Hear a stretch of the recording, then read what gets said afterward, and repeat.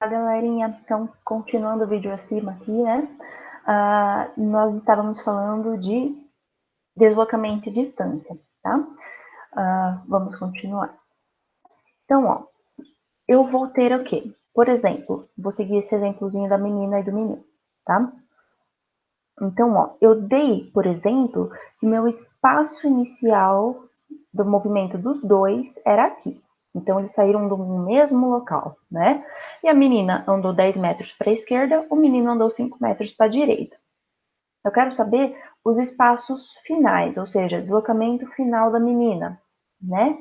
Ela está lá no ponto menos 10, né? Então, eu vou fazer o meu espaço final, né?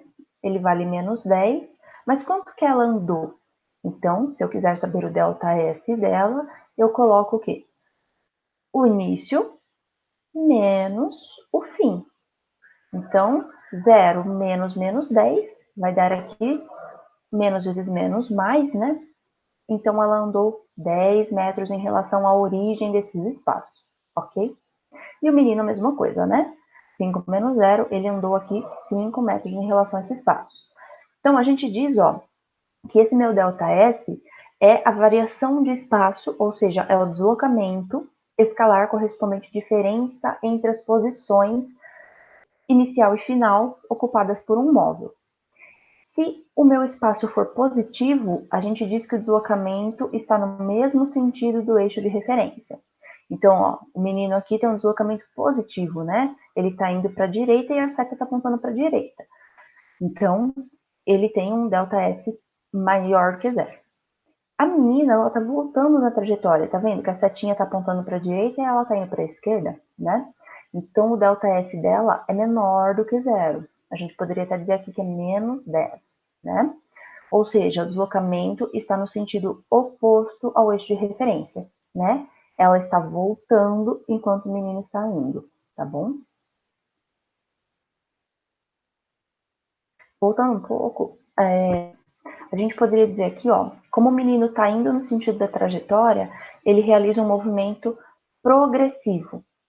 E como a menina está indo contra a trajetória, ela está retrocedendo, ela tem um movimento retrógrado, tá? Só para lembrar. Bom, aí a gente entra um pouquinho aí para calcular a velocidade, né? Velocidade média, velocidade escalar instantânea. O que a gente vai usar é isso aqui, né? Velocidade média. Então, sempre lembrando que o meu ΔS tem que estar em metros e o meu tempo tem que estar em segundos, tá? Se ele estiver falando com quilômetro e hora, posso calcular, Laura? Pode, mas depois você acaba dividindo por 3,6, né? Para transformar em metros por segundo, porque eu preciso do Sistema Internacional de Unidades sempre, tá? Laura, o que é velocidade escalar instantânea? Então, só para a gente lembrar, é aquilo que eu leio na hora, né? O que é fazer um achocolatado instantâneo? Eu quero o meu leite com Nescau naquela hora, né? Então, instantâneo é algo do momento. É aquilo que eu leio enquanto o carro está em movimento, né? Uma hora o carro pode estar a 20 km por hora, outra hora a 60 km por hora, né? Então, isso pode variar muito. Eu preciso da leitura momentânea, tá? Bom, saindo da fórmula da velocidade, né? Que é a variação do espaço pela variação do tempo.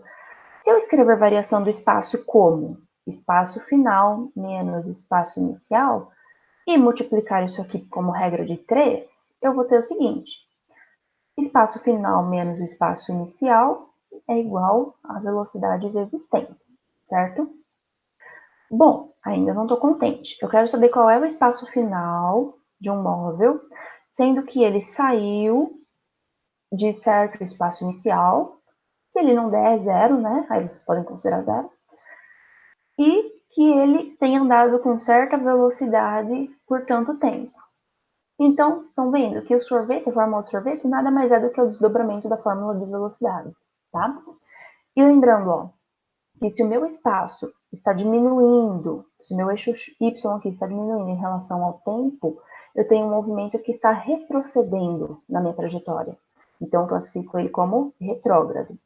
Agora, se meu espaço está aumentando, ó, né? Está indo no mesmo sentido do eixo Y aqui, né? O espaço era 0, aí foi para 1, 2, 3, etc. Com o passar do tempo, eu tenho um movimento progressivo, né? Eu tenho aí um progresso no meu movimento, tá bom? Então, aqui a gente tinha um gráfico espaço por tempo, tá?